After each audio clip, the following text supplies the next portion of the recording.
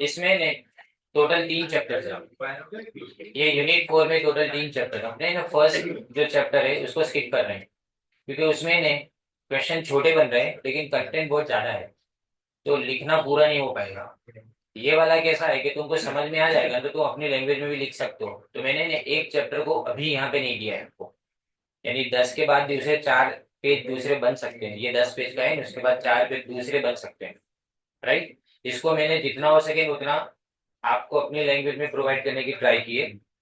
जो टेक्स्ट के अंदर था वैसा ही उसको रखा गया है, लेकिन जहां जहाँ पे मुझे लगा कि जरूरी नहीं है वो पार्ट को मैंने कैंसिल भी कर दिया है। एक ही चीज को बार बार एक्सप्लेन करने वाली चीजों को इसमें से कैंसिल कर दिया है। राइट। ये आपके सामने देखो, ये जो पैम्पलेट कॉलेज में से दिया है वो कॉलेज में से दिया हुआ पैम्पलेट 29 पेजेस का है।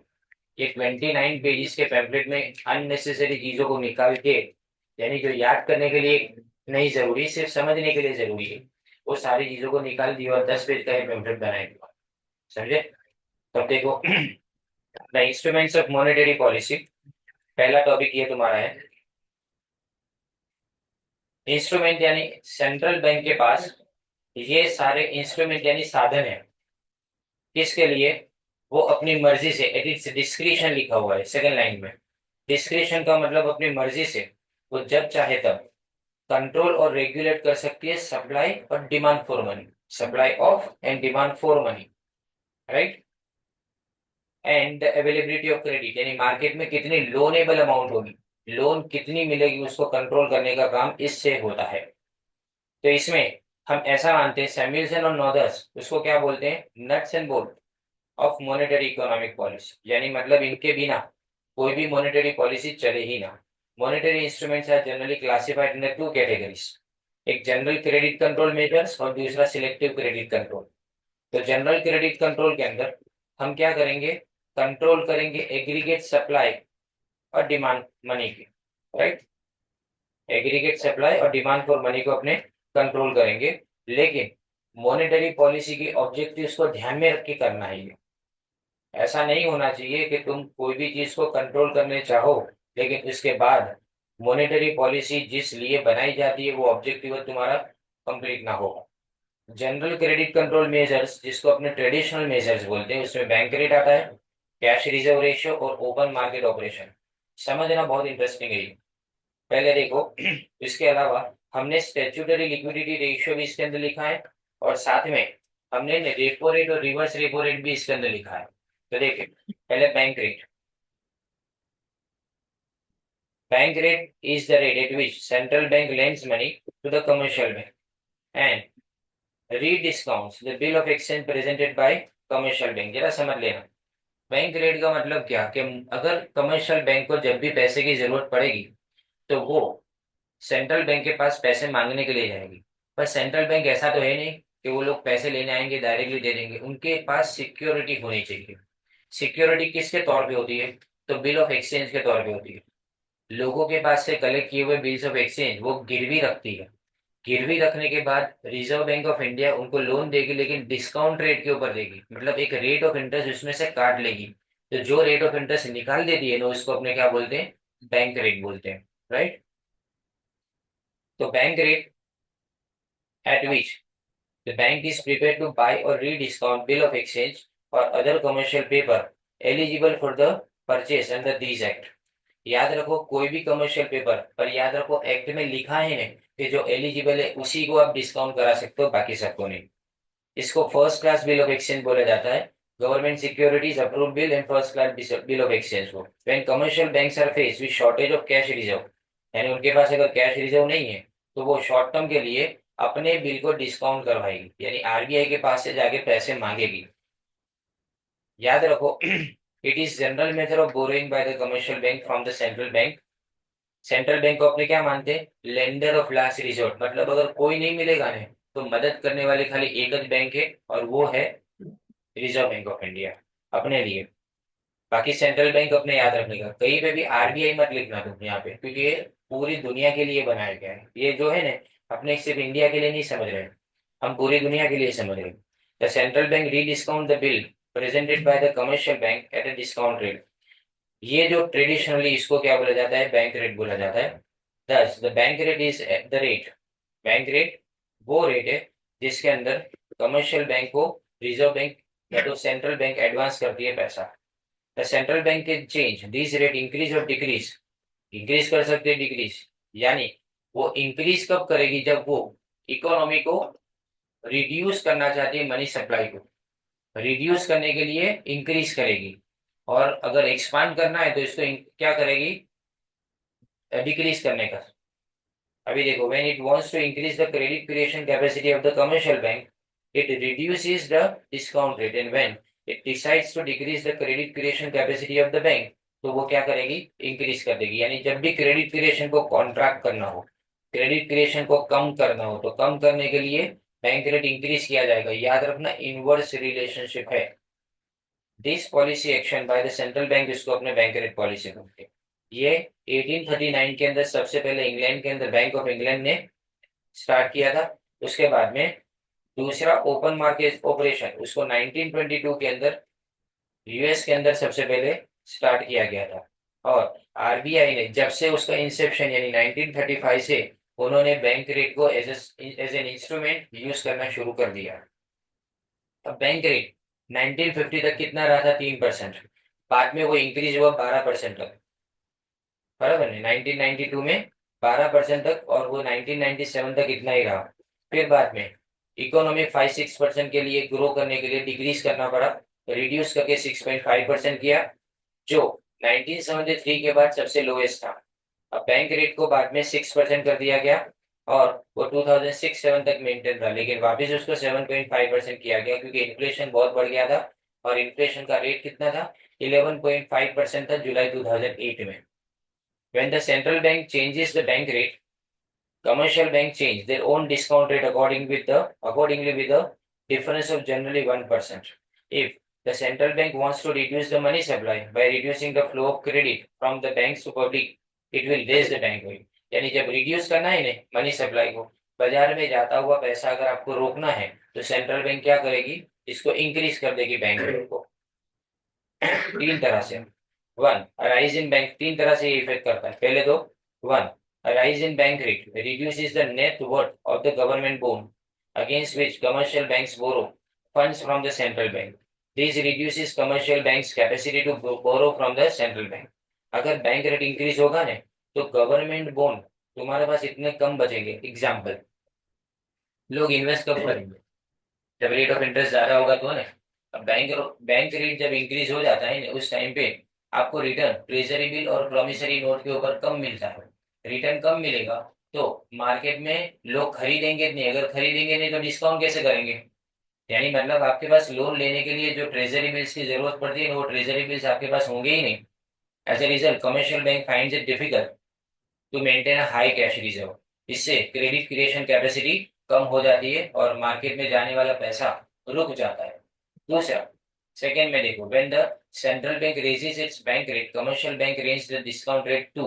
अब क्या करे, अगर वहां पे बैंक रेट बढ़ेगा ना तो कमर्शियल बैंक क्या करेगी, लोन के ऊपर का इंटरेस्ट रेट इंक्रीज कर देगी।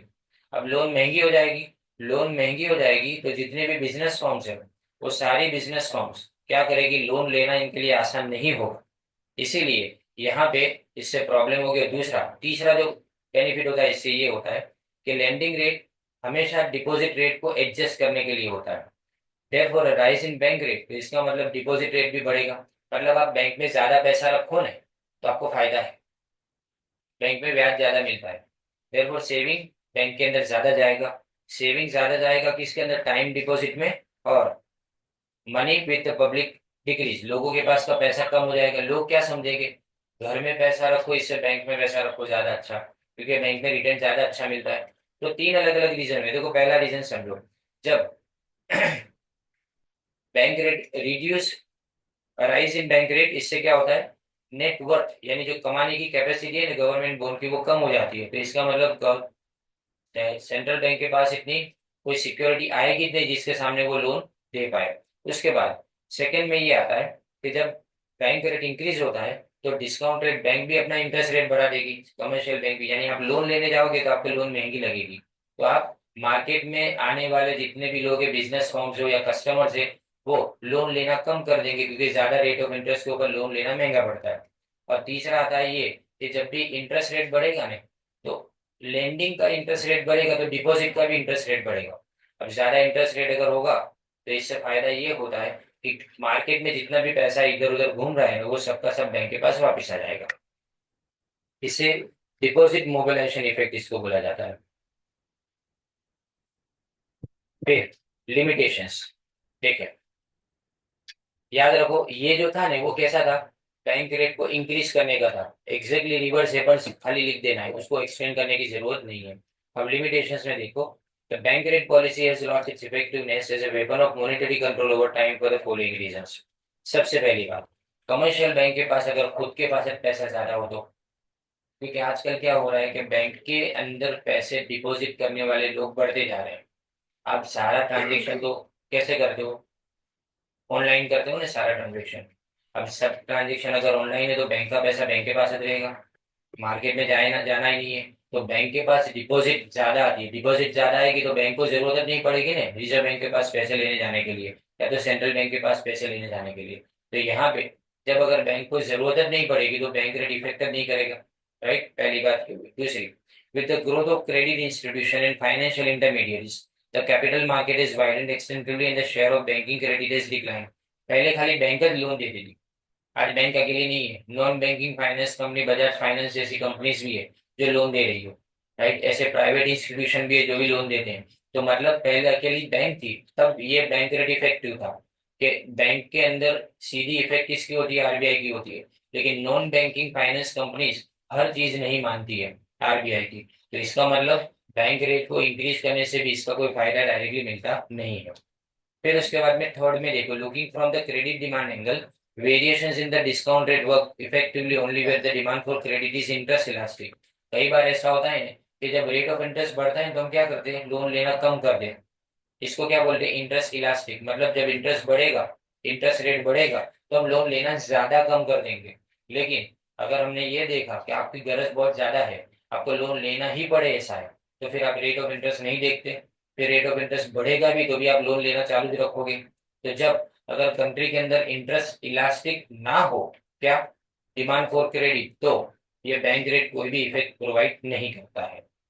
अब इंडिया की एक्सपीरियंस की बात करें, and also of most other countries, shows that bank rate policy is not proved to be very effective in achieving its goals. The important reasons for ineffectiveness of bank rate policy are, सबसे पहले, changing bank rate alone does not necessarily change the market rate structure. Bank rate को change करने से market में rate change हो ये जरूरी नहीं है। It does not necessarily alter the bank's lending rate. Alter यानी बदलना, यानी इससे बैंक का लेंडिंग रेट बदले ऐसा भी जरूरी नहीं है। Announcement effect of bank rate policy expansionary phase of the economy, ये जो इफेक्ट है वो कैसी एक्सपेंशनरी, मतलब नॉर्मली बैंक क्या करती है, इकोनॉमी को एक्सपांड करने के लिए इसको ज्यादा यूज करती है। तो effectiveness of bank rates varies based on market condition.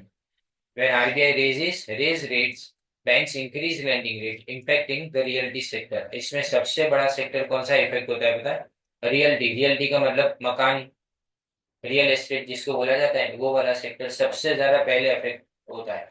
वो अफेक्टेड होगा ना तो सीधा सीधा दूसरी चीजों के ऊपर इफेक्ट आएगी।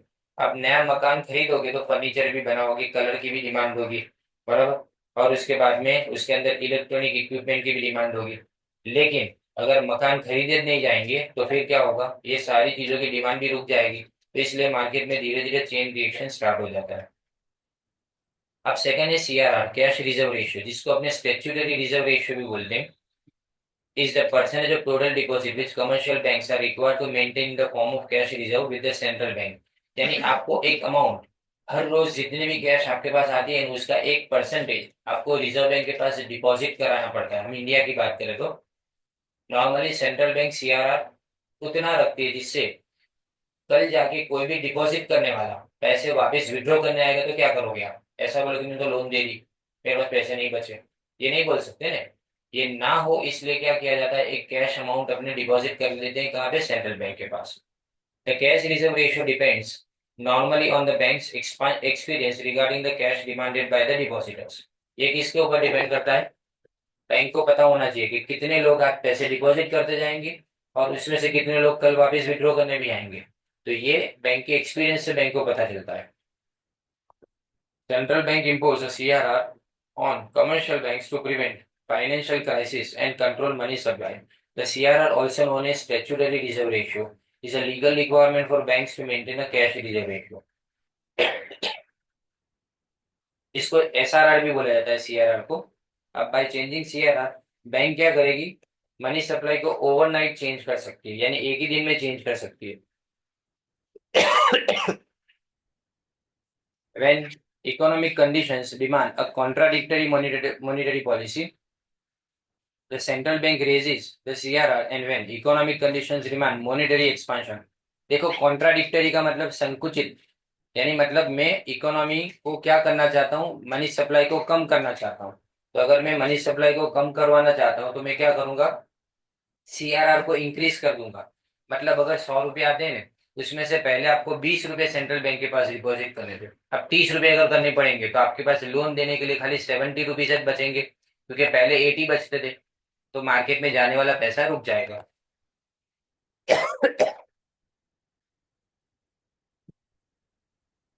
When economic conditions demand monetary expansion, जब मॉनेटरी एक्सपांशन हो तो पहले 20 टका अगर आप डिपॉजिट करते थे, तो अब गवर्नमेंट क्या डिसाइड करे, सेंट्रल बैंक, कि आप 10% करो।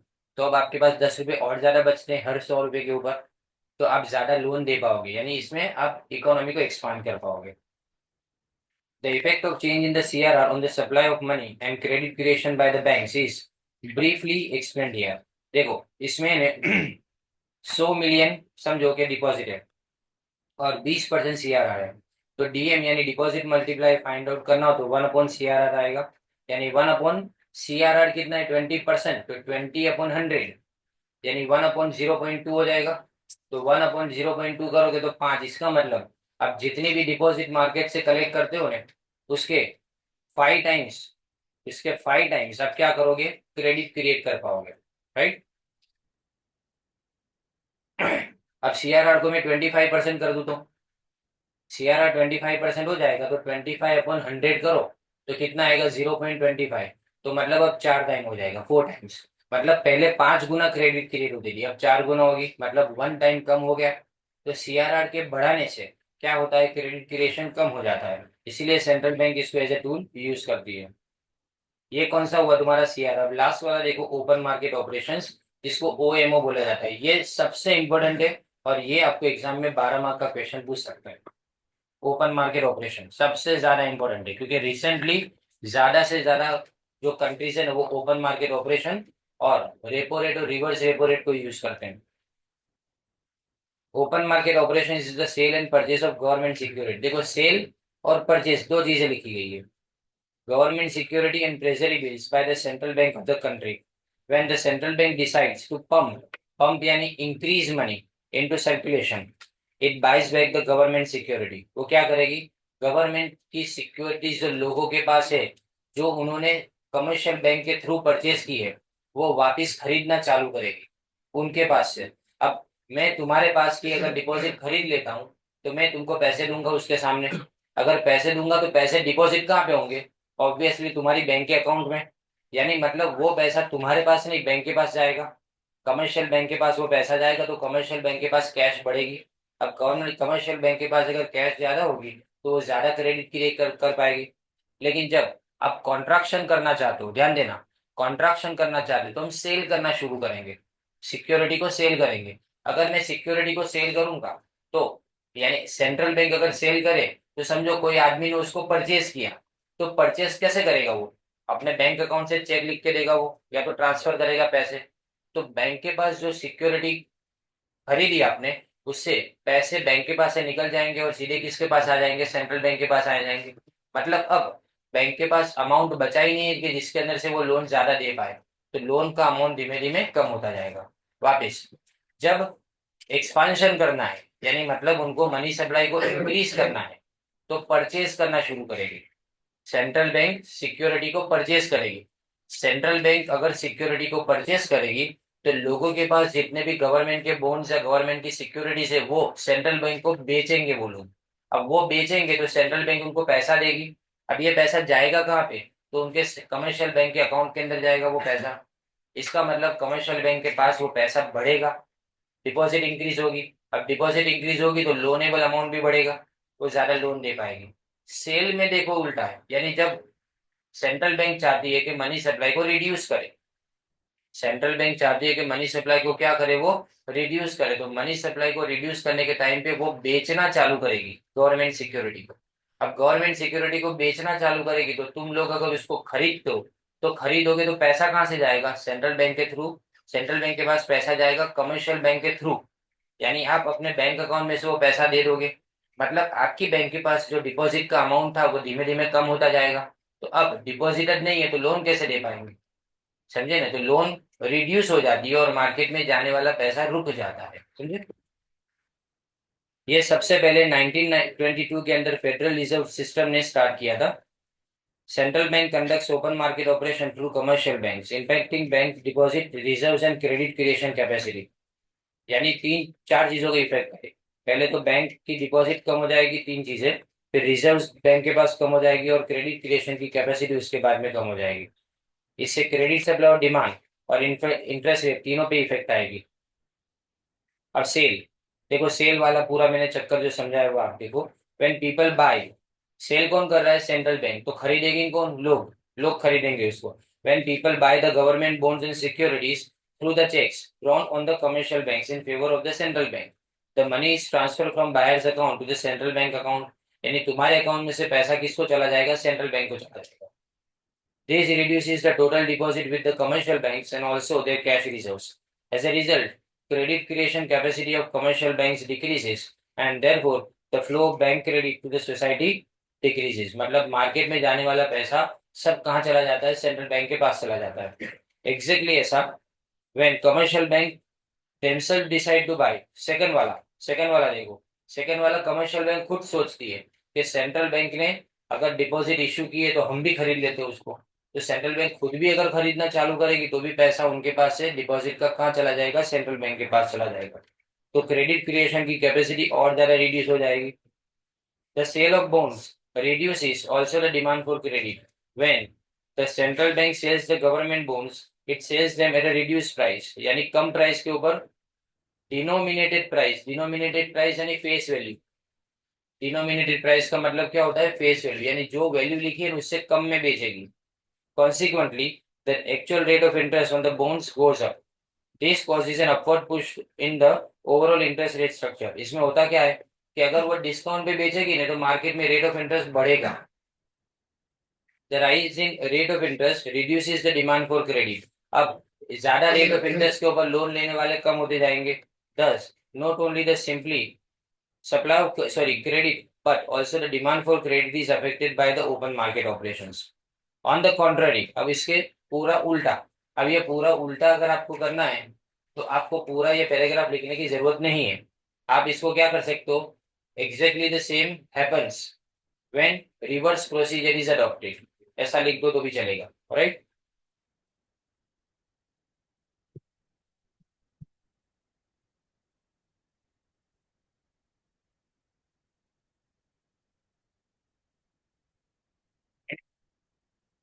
अब इफेक्टिवनेस, लास्ट टॉप पॉइंट है इसके अंदर देखो।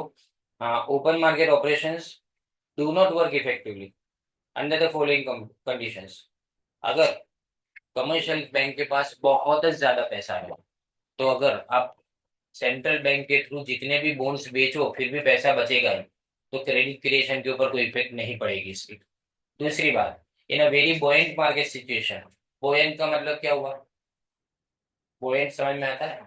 बोएंट फोर्स, जिसमें लिक्विडिटी ज्यादा हो ना इसको बोएंट सिचुएशन बोलते हैं। जिस मार्केट में कैश ऑलरेडी ज्यादा घूमता हो तो the effective control of demand for credit through the open market operations is doubtful, and during the period of depression open market operations are not very effective for the lack of demand for credit। कारण market में demand नहीं है, लोग मानते नहीं है। कितना भी कम रेट ऑफ इंटरेस्ट अगर आप प्रोवाइड करते हो ना फिर भी लोगों को लोन लेने में इंटरेस्ट ना हो तो क्या करेंगे?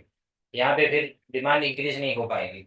इन under developed countries where banking system is not well developed, India जैसी कंट्रीज के अंदर एक जमाना था जब लोग बैंक में पैसा डिपॉजिट करना ही नहीं जानते थे, उनको भरोसा ही नहीं बैठता था बैंकिंग सिस्टम के ऊपर, तब अगर आपके पास बैंक की हैबिटेट नहीं है तो बैंक जब बीच में पिक्चर में आती नहीं है, तो फिर सेंट्रल बैंक कितनी भी ज्यादा गवर्नमेंट सिक्योरिटी खरीदने या तो बेचने का काम करे, फिर भी जब तक कमर्शियल बैंकर पिक्चर में ना हो तब तक ये सब कोई भी इफेक्टिव नहीं रहेगा। साथ में पॉपुलर होने चाहिए गवर्नमेंट बॉन्ड, यानी मतलब आप है ना तैयार में बैठे हो कि कब गवर्नमेंट सेंट्रल बैंक के जरिए से गवर्नमेंट के बॉन्ड्स या सिक्योरिटीज को इशू करे, ने कब मैं खरीद लूं।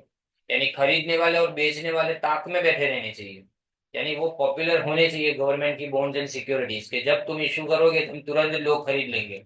जब तक ये पॉपुलैरिटी ना हो तब तक इससे कोई फायदा नहीं होने वाला है, राइट। तो ये तुम्हारे तीन मेन जो है ना वो कंप्लीट होते हैं इसके अंदर। फिर एसएलआर अपने नेक्स्ट लेक्चर में करें। स्टैट्यूटरी लिक्विडिटी रेशियो ये फोर्थ पॉइंट है। एक्चुअली वैसे तो तीन है, चौथा है एडिशनल है क्योंकि ये रिसेंटली ऐड किया गया है, जिसमें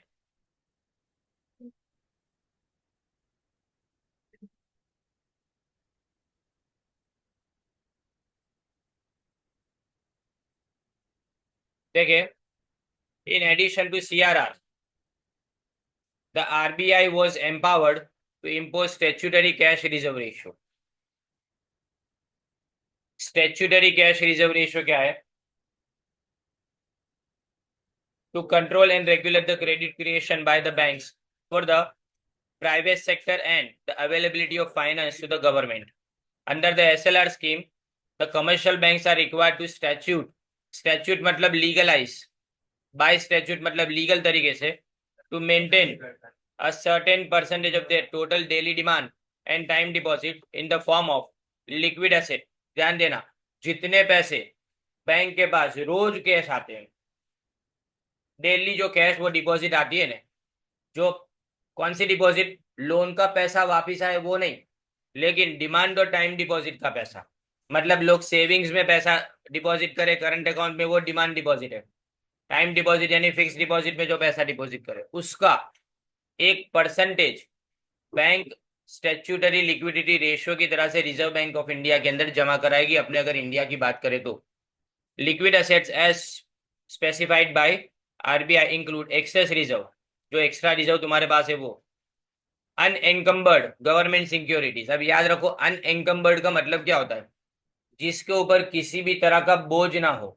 बोझ ना होना यानी मतलब जिसको किसी दूसरी जगह तुमने गिरवी ना रखा हो, उसको क्या बोलेंगे, अनएंकम्बर्ड गवर्नमेंट सिक्योरिटीज, जिसमें बॉन्ड्स ऑफ आईडीबीआई यानी industrial development board of India या तो bank of India, NABARD national bank for agriculture and rural development, उसके बाद में development banks, cooperative debenture, debenture of port trust etcetera, and current account balance with other banks.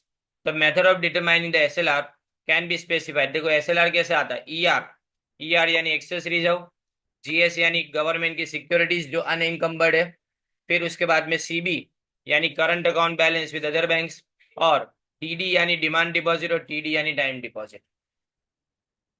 The basic purpose of using SLR was to prevent the commercial banks from going for liquidating their assets when a CRR was raised to control money supply. When CRR was raised, what commercial banks used to do was to convert their liquid asset into cash to replenish यानी वापिस लाना, the fall in their funds due to the rise in the CRR and maintained their credit creation ability। होता क्या है कि कई बार bank के पास अपनी कैश कम हो जाती है, तो ये कैश अगर कम हो गई तो उस वक्त वो दूसरी कैश लाएगी कहाँ से, तो वो एसएलआर में से यूज करा जा सकता है, इसलिए इसको इन्हें साइड पे रखा जाता है। लेकिन याद रखो एसएलआर में से पैसा विड्रॉ करने की परमिशन आरबीआई तभी देती है जब उसको पता है कि ये बैंक जो है ना वो सारे रूल्स एंड रेगुलेशंस को बराबर से फॉलो करती है, और जो पैसे की कमी इसको आ रही है वो बिकॉज ऑफ सर्टेन ऐसे फैक्टर्स है ना कि डिमांड ज्यादा बढ़ गई है पैसे की मार्केट में, इसके लिए आ रही है। उनके गलत मैनेजमेंट के तरह से के कारण कैश की शॉर्टेज नहीं होनी चाहिए। अगर ऐसा हुआ ना तो आरबीआई पैसे नहीं देगी, क्योंकि ये पैसा बैंक का नहीं है, ये पैसा किसका है, डिपॉजिटर्स का है, और वो पैसा संभाल के रखने की जिम्मेदारी आरबीआई की होती है, क्योंकि आरबीआई के भरोसे पे ही सारी बैंक चलती है। अगर आरबीआई कंट्रोल ना करती तो एक बैंक में आप एक रुपया भी रखने ना जाओ, पर आपको पता है कि पर्दे के पीछे आरबीआई काम करती है, इसीलिए आप क्या करते हो, बैंक के ऊपर ट्रस्ट करते हो और बैंक के अंदर पैसा डिपॉजिट भी करते हो अपना, right, and maintain their credit creation ability. These made monetary policy ineffective.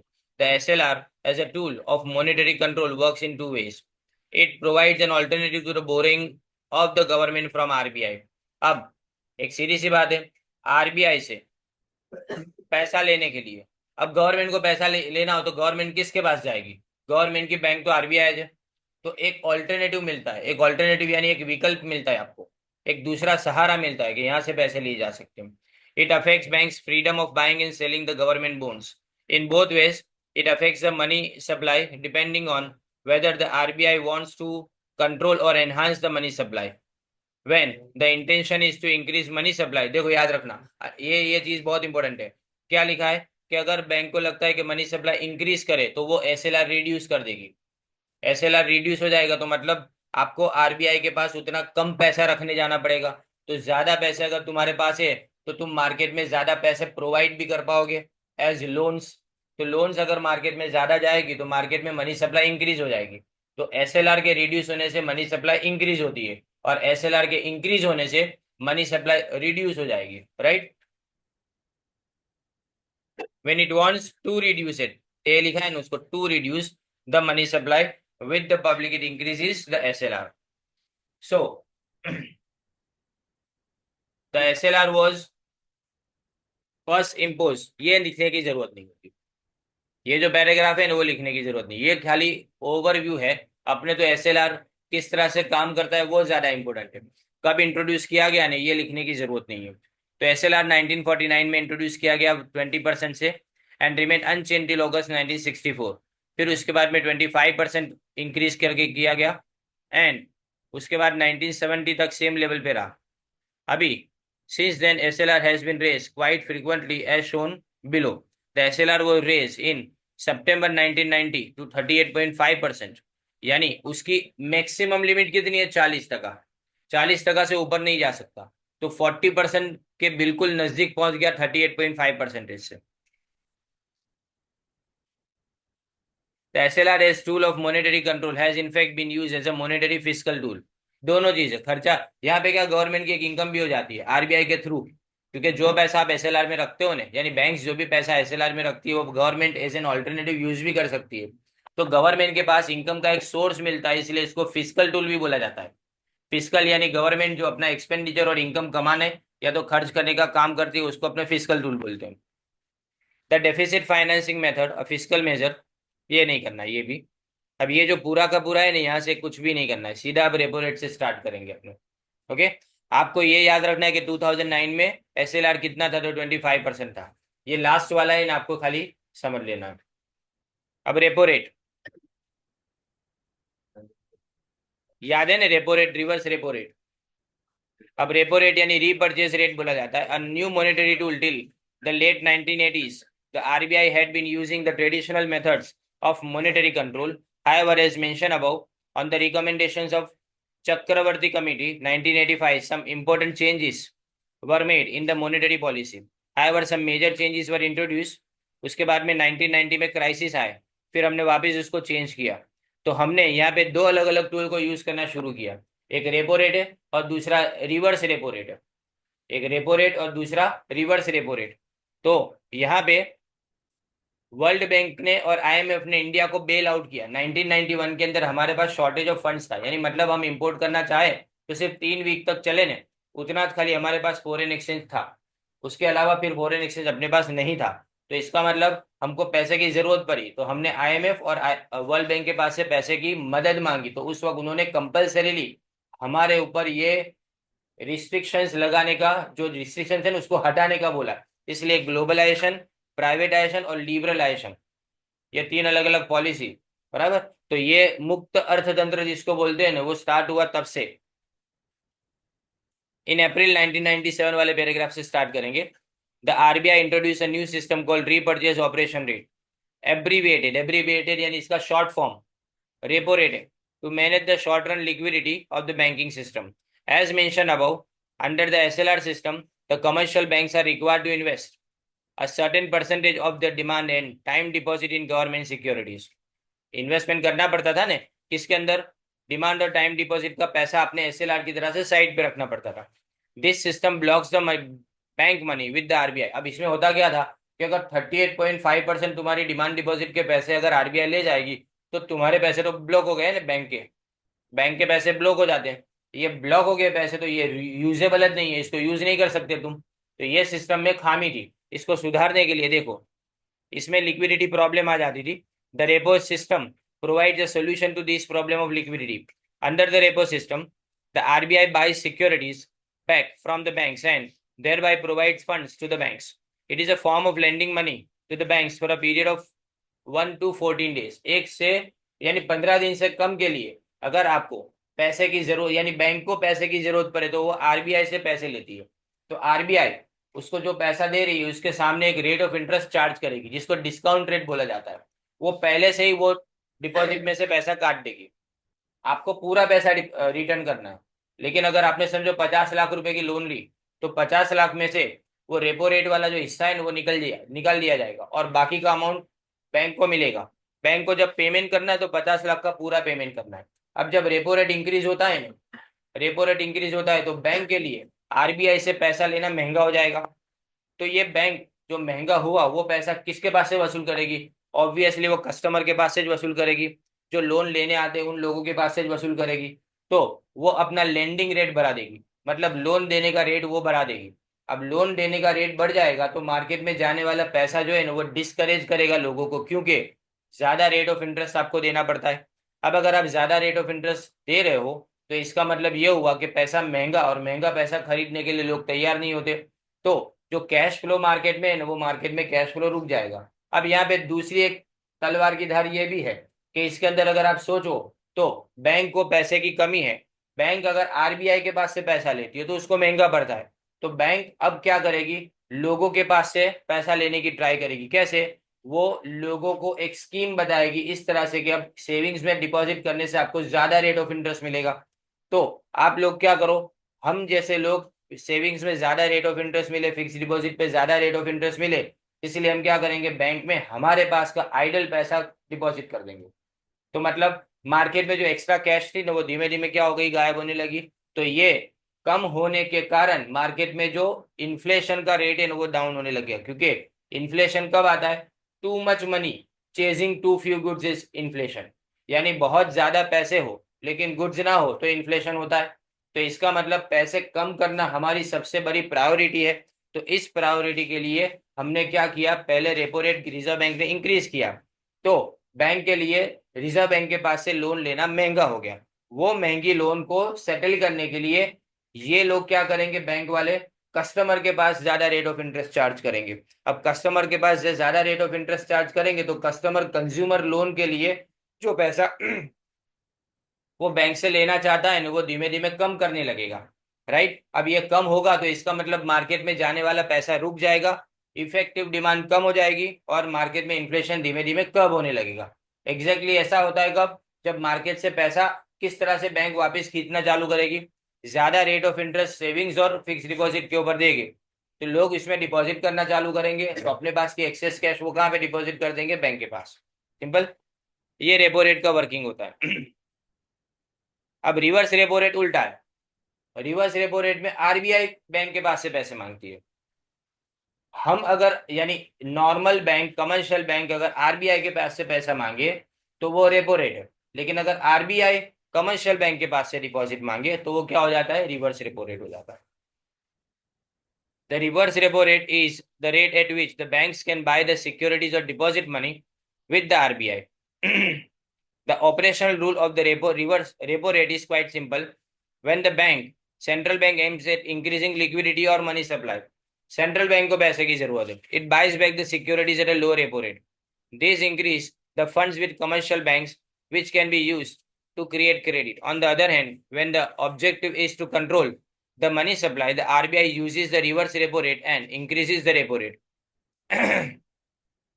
Reverse repo rate use करेंगे और रेपो रेट को इंक्रीज कर देंगे. इन जून 1998 5% फिक्स किया गया था However, due to anticipated increase in liquidity via resurgent India bonds, ये bond निकाले थे उस वक्त गवर्नमेंट ने, and East Asian crisis, the repo rate was raise to 8% in August 1998। अभी इन्हें 6.25% बताया गया अप्रैल 28 के अंदर। 4.5% 2004 में था, 5% 2005 में, 6.25% 2006 में। ये कोई डेटा याद नहीं रखना है, लेटेस्ट डेटा याद रखेंगे 2008 वाला डेटा 8.5%, 9% कर दिया इन्होंने। 9% सबसे मैक्सिमम है अभी तक का, राइट। रेपो रेट सबसे मैक्सिमम 9%, नहीं सॉरी, उसके पहले इन्फ्लेशन 12% हुआ था, यानी बराबर है 9% सबसे मैक्सिमम है।